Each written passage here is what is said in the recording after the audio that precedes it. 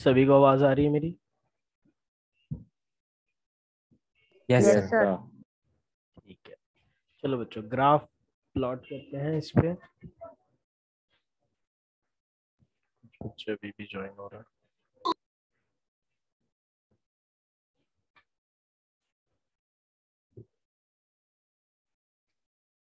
तो इस बार अपने को क्या कांस्टेंट रख के बनाना है बच्चों ग्राफ? प्रेशर वर्सेस टेम्परेचर का ग्राफ बना रहा हूं मैं। व्हाट की वॉल्यूम कांस्टेंट। यस, जब कांस्टेंट वॉल्यूम पे कोई ग्राफ बनाते हो ना बच्चों, तो उसको हम लोग बोलते हैं आइसोकोर्स। आइसोकोर्स बोलते हैं। तो आइसोकोर क्या होता है? Graph plotted eight constant volume. ठीक है, graph plotted eight constant volume. और कांस्टेंट टेम्परेचर पे होगा तो क्या बोलेंगे हम लोग बच्चों, बताओ जरा। कांस्टेंट प्रेशर पे था तो आइसोबार। 250 बार। आइसो तो नहीं, आइसो प्रेशर कांस्टेंट प्रेशर था तो आइसोबार। कांस्टेंट आइसो बार और आइसो टेम्परेचर आइसो था। हाँ, कांस्टेंट टेम्परेचर पे होगा तो आइसोथर्म। राइट, तो ऐसा ग्राफ मिलेगा because they are directly related. तो मैंने बताया था बच्चों, जब डायरेक्टली रिलेटेड होते हैं तो ऐसा ही ग्राफ बनता है। तो देखो तुम लोग, जब टेम्परेचर थोड़ा था तो प्रेशर भी गैस थोड़ा ही एग्जर्ट कर रहे थे। ठीक है, लेकिन जब मैंने टेम्परेचर बढ़ा दिया बच्चों, टेम्परेचर बढ़ा के इतना कर दिया, ठीक है, तो जो प्रेशर एग्जर्ट कर रहे हैं गैस, अब वो भी ज्यादा है कि नहीं ज्यादा बच्चों? तो दोनों के बीच में डायरेक्ट रिलेशनशिप है। कहना है इससे P is directly proportional to T। But क्या कांस्टेंट है यहाँ पे? Constant volume. ठीक है, क्लियर हो गई बात बच्चों सभी को ना? आंसर में दिस बच्चों कि अगर मैं ग्राफ एक हायर वॉल्यूम पे बनाता हूँ, ठीक है, मतलब मैं वॉल्यूम बढ़ा देता हूँ और फिर रिलेशनशिप देखूंगा, तो ग्राफ बताओ बड़े वॉल्यूम पे, मतलब volume is constant here also, but the thing is volume is bigger. बड़ा कंटेनर ले लिया और उसके अंदर मैं ग्राफ प्लॉट कर रहा हूँ, उसके डेटा से ग्राफ प्लॉट कर रहा हूँ, तो ग्राफ जो बनेगा वो नीचे के साइड पे बनेगा कि ऊपर साइड में बनेगा? क्या लगता है? सोचिए बताओ। लेट्स से मेरे पास एक इतना छोटा कंटेनर यस और उतने ही गैस है इसमें, और एक बड़ा कंटेनर ले लिया मैंने, वॉल्यूम ज्यादा है अब। ठीक है, तो इसमें भी 1 मोल ऑफ ही गैस है, इसमें भी 1 मोल ऑफ ही गैस है। इसमें भी प्रेशर बढ़ा रहा हूँ तो टेम्परेचर बढ़ रहा है, pressure is directly proportional to temperature. यहाँ पे भी प्रेशर बढ़ा रहा हूँ तो टेम्परेचर बढ़ रहा है, pressure is directly proportional temperature. The only thing is volume is here also constant, here also the volume is constant, but the volume V1 is smaller than the volume V2। ठीक है, V2 is greater than V1, ऐसे बोल सकते हो तुम। तो अगर मैं एक ज्यादा वॉल्यूम पे कर रहा हूँ तो ये रिलेशनशिप जो चेंज होगी वो पहले वाले रिलेशनशिप से ज्यादा पे होगी कि कम पे होगी? मतलब ग्राफ जो होगा वो स्ट्रेट लाइन ऊपर के साइड से जाएगा कि नीचे साइड से? व्हाट डू यू थिंक बच्चों? Anything, anyone? ऊपर। सर, ऊपर ऊपर के साइड। बेटा प्रेशर और वॉल्यूम का कैसा रिलेशनशिप है? सेम रहेगा क्या? प्रेशर और जरूर, इनवर्सली दोनों। प्रेशर और वॉल्यूम का कैसा रिलेशनशिप है? इनवर्स। इनवर्स। Inversely proportional. मतलब अगर तुम लोग प्रेशर बढ़ाओगे, वॉल्यूम बढ़ा देते हो, तो प्रेशर जो है वो कम हो जाएगा, है होगा कि नहीं होगा, बताओ जरा। Yes sir. हाँ सर, नीचे और की तरफ जाएगा लाइन। वेरिएशन कैसा होगा, नीचे के साइड को होगा कि ऊपर के साइड पे होगा? नीचे के साइड। नीचे। समझ में आया बच्चों क्यों हो रहा है ऐसा? समझ में आया सभी को? लेट्स से ये या ग्राफ है V1 वॉल्यूम पे और ये V2 वॉल्यूम पे, तो कौन सा ग्रेटर है यहाँ पे? V2 is greater than V1। तो अगर तुम लोग जैसे से वॉल्यूम बढ़ाओगे, higher the volume, the graph shifted towards lower end. At high volumes graph shifts towards lower end।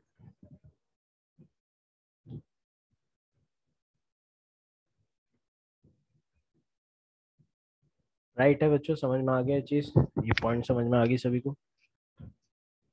Yes sir. बहुत अच्छा। ये हमने गे-लुसाक्स लॉ भी डिस्कस कर लिया। एक प्रॉब्लम करें इस पे बेस्ड। सर थोड़ा ऊपर दिखाओ ना।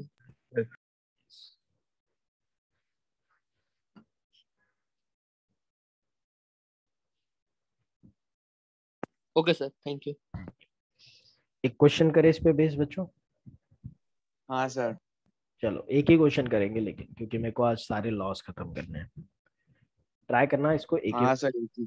सिलेंडर, सिलेंडर है एक ऑफ प्रोपेन गैस। मान लेते हैं किसका सिलेंडर है, of propane gas. Propane gas का एक सिलेंडर है एट 25 डिग्री सेल्सियस। ठीक है। Exerted pressure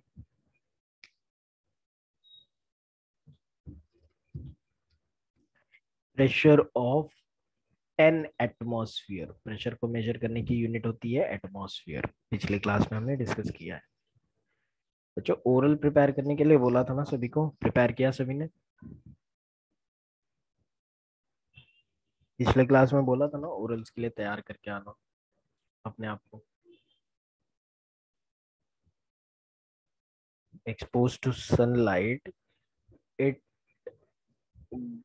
warmed up, it warmed up to 45 degrees Celsius. What does the, what pressure does the container, what pressure does the container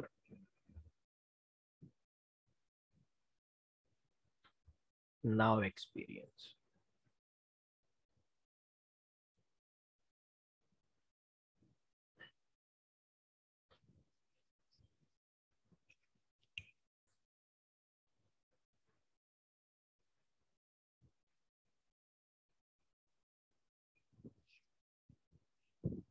याद रखना temperature को kelvin में convert करके सॉल्व करना है तुम लोगों को। डायरेक्ट भी कर सकते हो बच्चों, बट केल्विन में कर लोगे तो ज्यादा अच्छा रहेगा।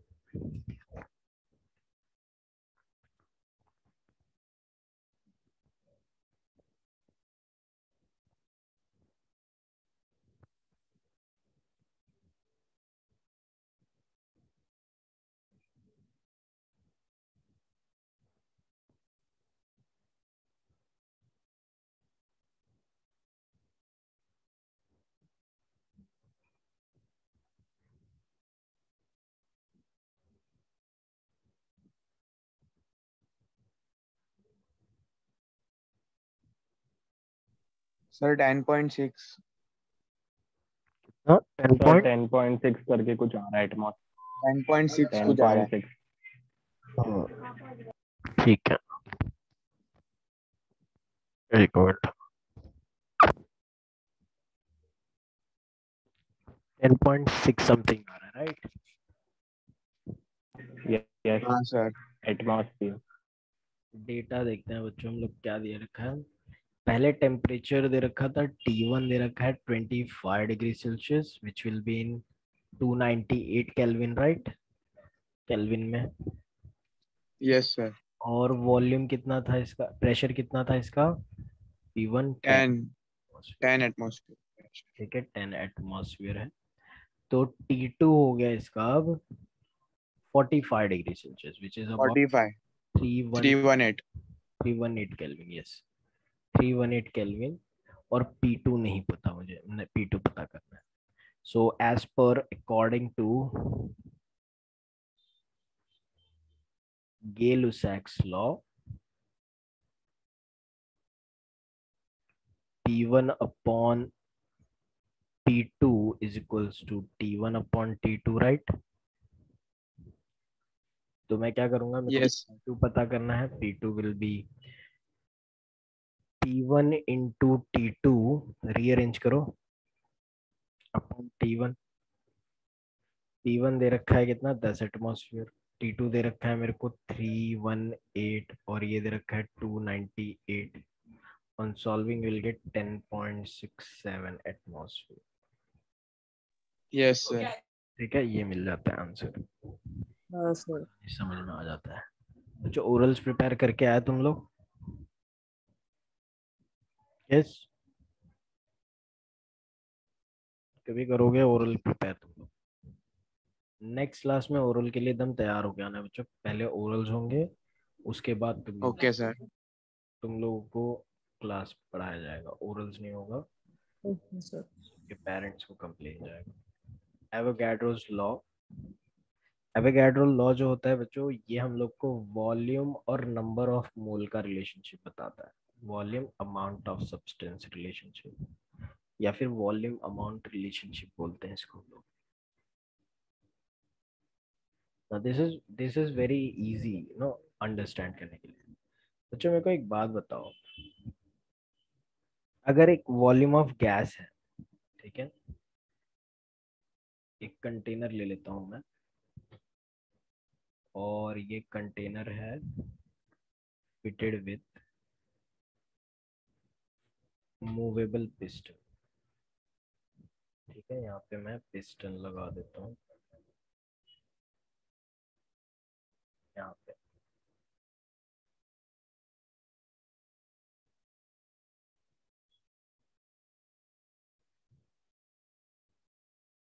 ये पिस्टन है, और इसी को मैं कॉपी कर लेता हूँ, दूसरा पार्ट बनाता हूँ इसमें।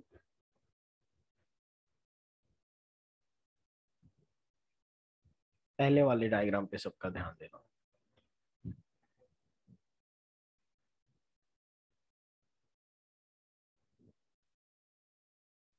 ठीक है, पहले वाले डायग्राम पे सब ध्यान देना बच्चों। ये मेरा एक कंटेनर है, इसमें कुछ वॉल्यूम ऑफ गैस है, एन नंबर ऑफ मोल्स है, एन नंबर ऑफ मोल्स है जो वॉल्यूम ऑक्यूपाई कर रहे हैं V1, ठीक है, N1 नंबर ऑफ मोल्स है। मैंने नंबर ऑफ मोल्स को बच्चों बढ़ा दिया, इंक्रीज कर दिया, तो क्या लगता है उतने ही मोल उतना ही वॉल्यूम ऑक्यूपाई करेंगे क्या बच्चों? Eight constant temperature and pressure मैंने इंक्रीज कर दिया, मैंने इस तरह से बढ़ाया, नंबर ऑफ मोल की प्रेशर भी नहीं बढ़ रहा है, टेम्परेचर भी नहीं बढ़ रहा है। तो तुम लोग मेरे को बताओ बच्चों, जब टेम्परेचर और प्रेशर कांस्टेंट है, जब प्रेशर भी चेंज नहीं हो रहा है और टेम्परेचर भी कांस्टेंट है, नंबर ऑफ मोल बढ़ाने पे क्या उतना ही वॉल्यूम नंबर ऑफ मोल्स बढ़ाए ऑक्यूपाई करेंगे क्या? डबल कर दिया नंबर ऑफ मोल, तो क्या लगता है उतना ही वॉल्यूम पे अभी भी प्रेजेंट रहेगा कि वॉल्यूम बढ़ जाएगा? क्या लगता है बच्चों, बताओ जरा। If I am increasing the number of moles, तो वॉल्यूम बढ़ेगा शायद। वॉल्यूम बढ़ेगा। देखो अगर बच्चों नंबर ऑफ मोल्स मेरा N1 था, मान लो 1 मोल था, और वॉल्यूम ऑक्यूपाई कर रहा है 1 लीटर, तो जब मैं नंबर ऑफ मोल्स डबल कर देता हूँ तो, और प्रेशर भी चेंज नहीं हो रहा, एक बार मैं नंबर ऑफ मोल्स बढ़ा दूं तो क्राउडेडनेस बढ़ जाएगा यहाँ पे पार्टिकल का, और क्राउडेडनेस बढ़ गया तो प्रेशर बढ़ जाना चाहिए, लेकिन मैं प्रेशर भी नहीं बढ़ने दे रहा हूँ, मैं प्रेशर भी कांस्टेंट रख रहा हूँ। तो प्रेशर कांस्टेंट रखने के लिए वॉल्यूम तो बढ़ाना पड़ेगा ना भाई, है कि नहीं? नंबर ऑफ मोल्स अगर बढ़ेंगे तो ज्यादा जगह लगेगी मॉलिक्यूल को आने के लिए, रहने के लिए, है कि नहीं?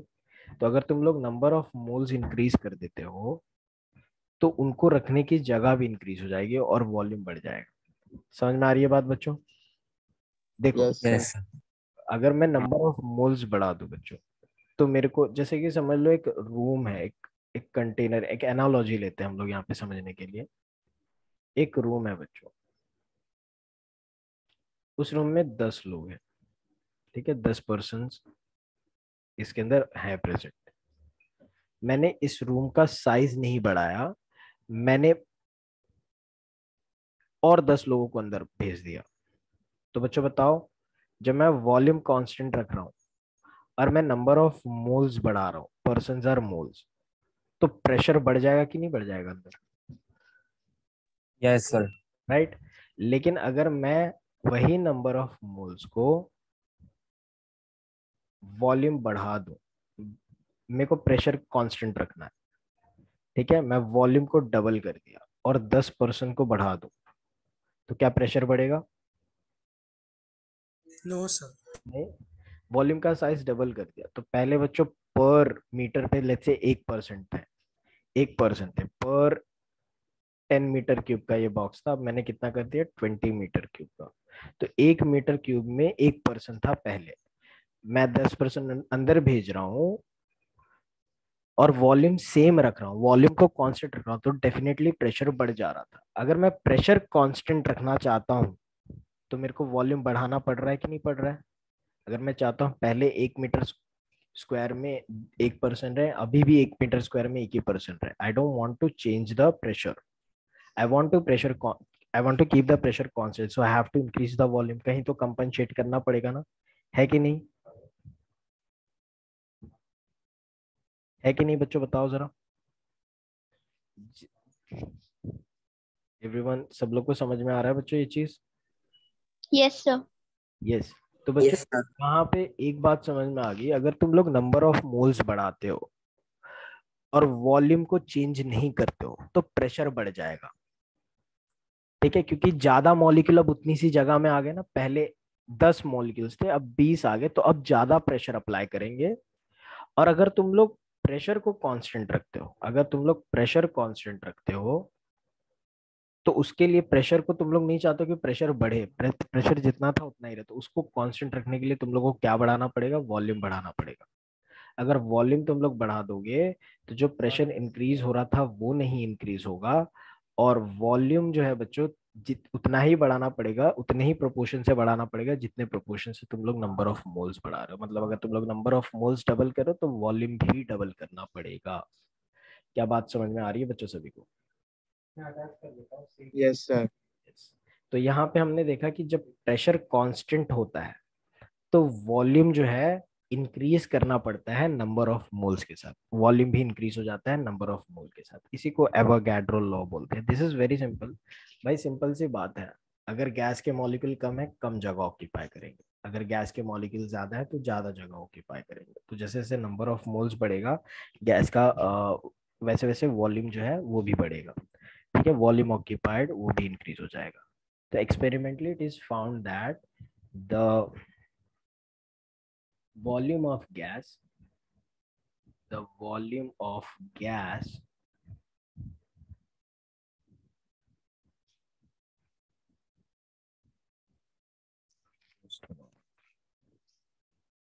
yes, the volume of gas is directly proportional to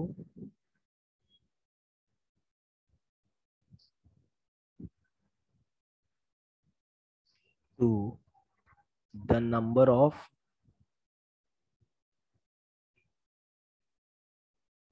moles at constant। क्या क्या चीजें कांस्टेंट रखनी है बच्चों अपने को? एक तो pressure and And temperature. temperature. Temperature. Very good. तो ये हो जाता है बच्चों एवोगैड्रो लॉ का definition. Mathematically I can say that V is directly proportional to N। ठीक है, और I can say V is equals to K into N। V upon N is equals to constant। Volume बढ़ रहा है, constant. Constant. तो volume और number of moles का जो रेशियो होता है बच्चों हमेशा कांस्टेंट होता है, याद रखना है सभी को। इस तरीके से मैं क्या बोल सकता हूँ, अगर V1 वॉल्यूम था तो N1 रहेगा नंबर ऑफ मोल, उसका वैल्यू भी कांस्टेंट होगा। और V2 रहेगा तो N2 हो जाएगा, उसका वैल्यू भी कांस्टेंट होगा। दोनों को इक्वेट करोगे तो क्या मिल जाएगा? V1 upon N1 is equals to V2 upon N2। समझ में आ गया एवोगैड्रो लॉ बच्चों? Yes sir. ठीक है, तो ये हो जाता है यहाँ पे स्टेटमेंट। बच्चों याद रखना है। और सर सर एवोगाड्रो लॉ के साथ सर एवोगाड्रो लॉ पूरा स्टेटमेंट के साथ लिखने का होता है एग्जांपल। एग्जाम्पल्स लिख लेना पड़ता है। स्टेटमेंट डेफिनेशन दे दो, मैथमेटिकल एक्सप्रेशन दे दो, समझ में आता है। तुम लोग को एलिस्ट्रेशंस देने की जरूरत नहीं है, वो तुम लोग को समझाने के लिए दिया जाता है। ठीक है, let's see the alternate definition बच्चों। सर 1 मिनट ऊपर का दिखाओ ना। एक सेकंड रुक जाओ, ये कंप्लीट कर लो। यस, देख ले। हाँ सर हो गया। अल्टरनेट डेफिनेशन देखो बच्चों। अल्टरनेट डेफिनेशन क्या बोलता है? The equal volume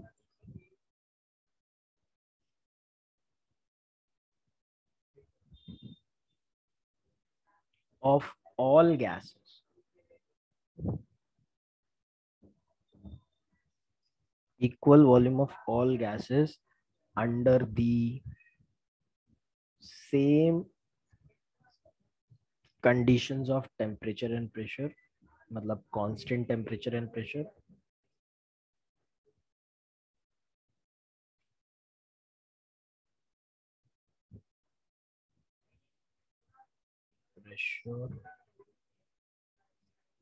contains equal number of moles, contain equal number of moles. कोई भी गैस हो बच्चों, अगर टेम्परेचर और प्रेशर सेम रहेगा तो हमेशा याद रखना, वो कोई भी गैस हो, irrespective of the type of gas, nature of gas, अगर टेम्परेचर प्रेशर सेम रखा हुआ है तो हर गैस सेम कंडीशन पे same number of moles occupy करता है बच्चों। ये दूसरा डेफिनेशन है, ये डेफिनेशन बोल रहा है। जैसे कि बच्चों याद रखना, there is a term called as molar volume of gas, ठीक है। याद रखना बच्चों, standard temperature pressure, standard temperature कितना होता है बच्चों? स्टैंडर्ड टेम्परेचर कितना होता है? 0 डिग्री सेल्सियस, राइट। और स्टैंडर्ड प्रेशर कितना होता है? 1 एटमॉस्फेयर। तो जब कभी भी कोई गैस को 0 डिग्री सेल्सियस पे रखते हो और 1 एटमॉस्फेयर पे रखते हो, then the remember the volume occupied by the gas is always 22.4 litre, ठीक है। और याद रखना, स्टैंडर्ड कंडीशन मतलब temperature pressure, number of moles कितने होंगे? 1 मोल, ठीक है। तो याद रखना, जब कभी भी तुम लोग एक 0 डिग्री सेल्सियस पे कोई भी गैस 1 मोल लेते हो और 1 एटमॉस्फेयर पे रखते हो, तो कितना वॉल्यूम वो 1 मोल ऑफ गैस ऑक्यूपाई करेगा बच्चों? 22.4 लीटर। कितना ऑक्यूपाई करेगा? कोई भी गैस कितना लीटर ऑक्यूपाई करेगा? 22.4 लीटर। तो मेरे को बताओ बच्चों, या फिर तुम लोग बोल सकते हो इतना ml। मेरे को बताओ, एक मोल हाइड्रोजन गैस एट एसटीपी कितना ऑक्यूपाई करेगा? कितना वॉल्यूम ऑक्यूपाई करेगा? 22.4. 22.4 liter. 1 mole of, let's say, CO2 carbon dioxide eight STP कितना ऑक्यूपाई करेगा? 22.4 ही ऑक्यूपाई करेगा। 1 mole of helium gas at STP कितना ऑक्यूपाई करेगा? 22. गैस कोई भी हो, 1 मोल है, एसटीपी पे है, कितना ऑक्यूपाई करेगा? 22.4 लीटर या फिर 22400 ml। क्या ये बात समझ में आ गई बच्चों सभी को? नंबर ऑफ मोल्स का फॉर्मूला क्या होता है बच्चों? Mass upon molar mass. Yes, molar mass. Mass upon, mass. Yes, molar mass of gas.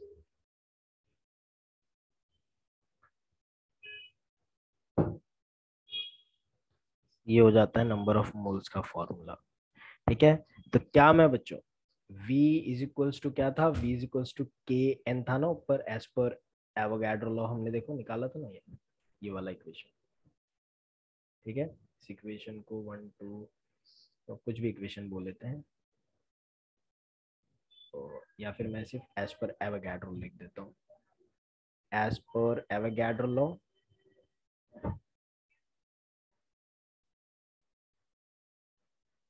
Law हमने पढ़ा। मास को मैं बच्चों कैपिटल M से बता दूं, स्मॉल m से बता दूं, मोलार मास को कैपिटल M से बता दूं, चलेगा? तो क्या बन जाएगा? और नंबर ऑफ मोल्स का फॉर्मूला होता है n। तो क्या बन जाएगा बच्चों नया formula? V is equals to K small m into capital M लिख सकता हूँ। क्या किया मैंने? समझ में आ रहा है बच्चों सभी को? Yes, sir. एक मिनट, इक्वेशन 1 2 3 मैंने ऑलरेडी यूज कर लिया है। इसको मैं बोल देता हूँ बच्चों इक्वेशन 4। इसको इक्वेशन 4 बोल देते हैं, इसको इक्वेशन 5 बोल देते हैं। तो no, recalling equation 4 and substituting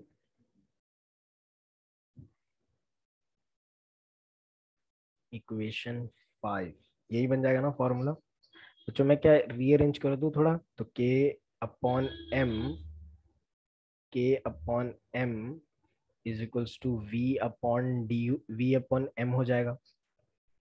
what is v बच्चों? What is v? Sorry, volume. एक सेकेंड, मैं गलत रीअरेंज कर दिया. मैं v upon m is equals to k into mass upon volume डाल देता हूँ. What is v again? Volume हो जाता है v. m क्या है यहाँ पे? Small m. देखो ऊपर लिखा है mass of gas. Mass of gas.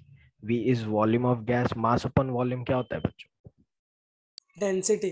Density. Density. ये इज इक्वल इनटू डी बोल सकता हूँ. मतलब यहाँ पे हमने क्या समझ में आया कि molecular weight is directly proportional to density. समझ में आ रही है बात? तो याद रखना, it can be concluded that the density of gas is directly proportional to its molecular weight. So density of gas is directly proportional to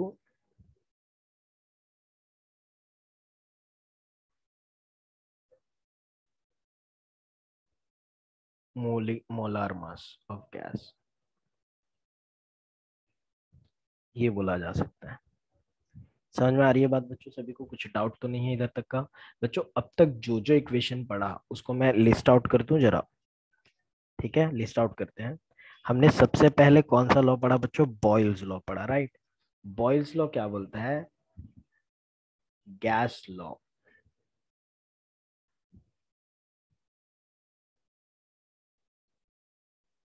ठीक है, गैस लॉ के पहले हम लोग देखते हैं combined gas equation. Combined gas equation और फिर गैस लॉ डिस्कस करेंगे. Just give me a moment.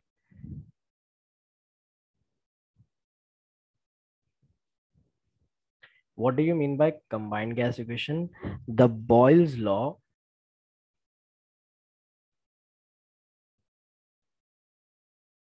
and Charles' law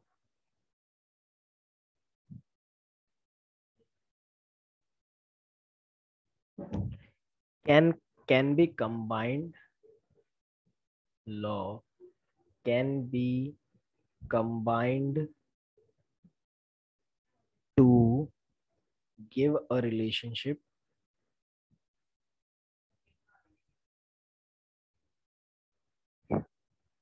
between pressure, volume and temperature. ठीक है,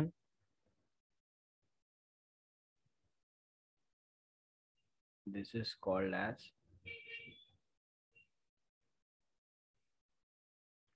as combined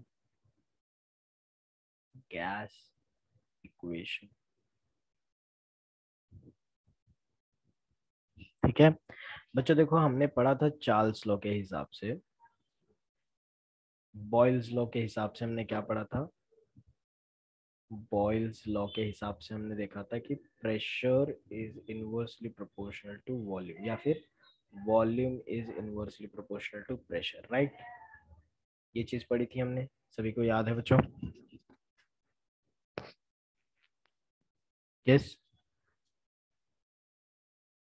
yes sir. Yes, sir. Pressure is inversely proportional to volume is inversely proportional to pressure. और boils Charles law के हिसाब से हमने क्या पढ़ा था बच्चों? चार्ल्स लॉ के हिसाब से हमने पढ़ा था volume is indirectly proportional to temperature. Let's say बच्चों हमने ये किस पे हुआ था? At constant temperature. और ये एट कांस्टेंट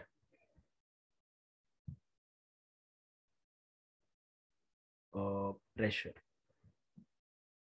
ठीक है, लेट्स से बच्चों एक गैस है जो एक्सपांड कर रहा है प्रेशर के साथ. Pressure initial temperature, pressure, volume ले लेते हैं. गैस है जिसका इनिशियल टेम्परेचर है T1, प्रेशर है P1 और वॉल्यूम है V1.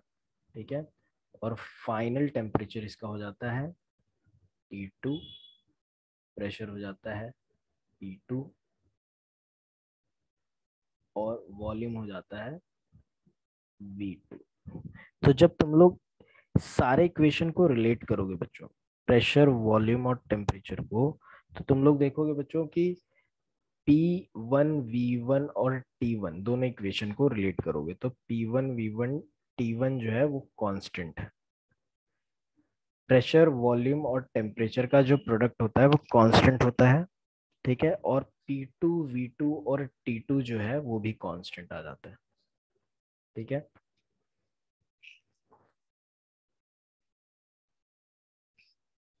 NR के, ठीक है। ये कैसे आ रहा है इक्वेशन, एक मिनट देना, मैं पहले आइडियल गैस इक्वेशन बना देता हूँ, फिर तुम लोगों को ज्यादा समझ में आएगा।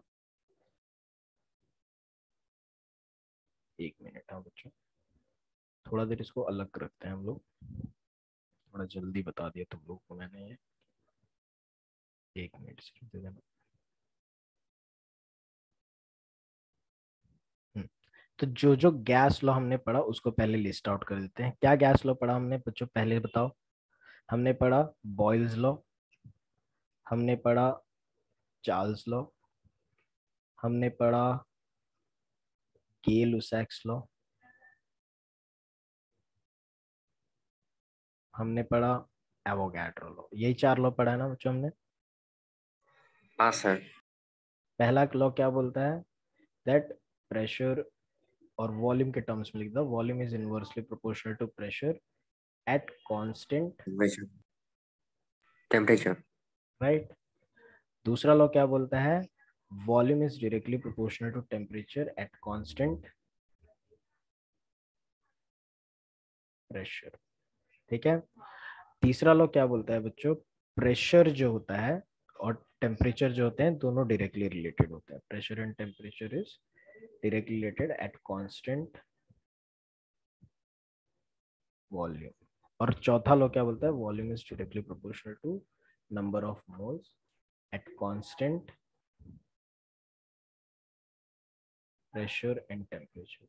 So if I'll merge Boyle's law, Charles law और एवोगैड्रो लॉ, ये तीनों लॉ को अगर मैं मर्ज कर देता हूँ बच्चों, तो तीनों लॉ को मैं कैसे बोल सकता हूँ, volume is directly proportional to temperature number of moles and inversely proportional to pressure by merging these 3 equations.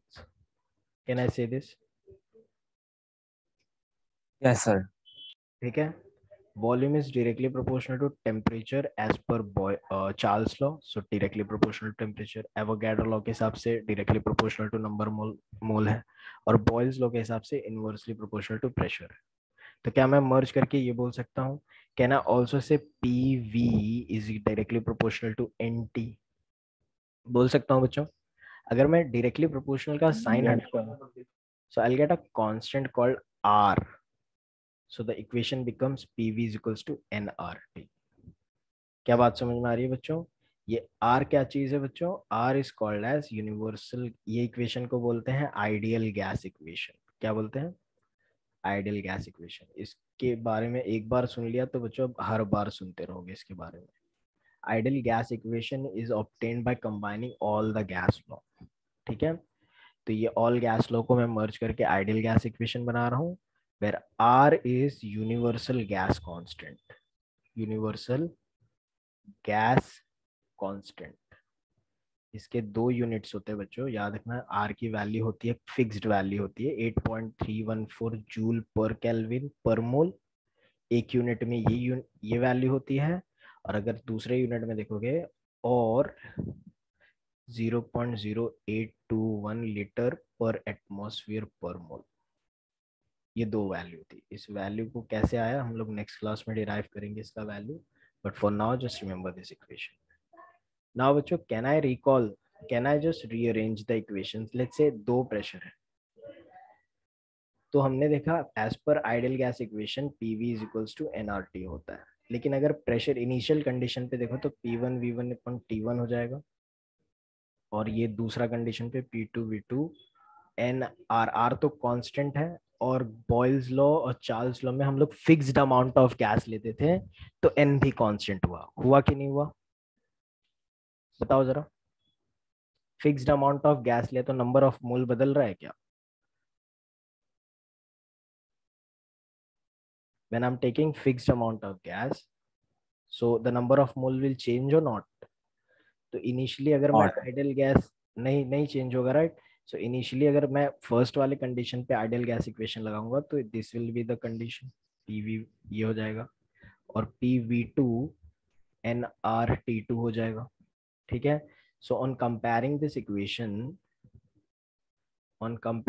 Equation, what I'll get, dividing this equation will give us P1 V1 upon P2 V2 is equals to T1 upon T2. यही मिलेगा ना?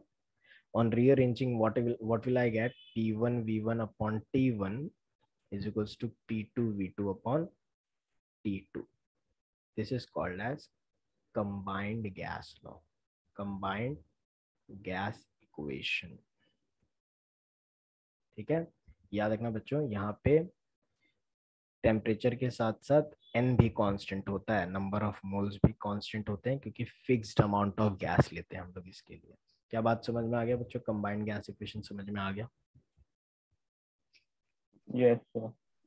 Yes, combined gas equation और ideal gas equation दोनों ही बहुत बहुत जरूरी है बच्चों। आइडियल गैस इक्वेशन ये इतना इंपॉर्टेंट कॉन्सेप्ट है कि इतना स्टार करोगे जितना उतना ही कम है, जिसको बहुत अच्छे से याद रखना है। This is very very very important, ठीक है? आइडियल गैस इक्वेशन मैं देख रहा हूँ कितना हाईलाइट कर रहा हूँ क्योंकि ये इंपॉर्टेंट है इसलिए। नेक्स्ट क्लास में आओगे बच्चों तो जो भी हमने डेरिवेशंस किए हैं उसको 2 बार प्रैक्टिस करके लाओगे। बॉयल्स लॉ से लेके कंबाइंड गैस इक्वेशन तक का सारे डेरिवेशंस 3 बार, सॉरी 2 बार नहीं 3 बार करके लेना है। All gas laws 3 times,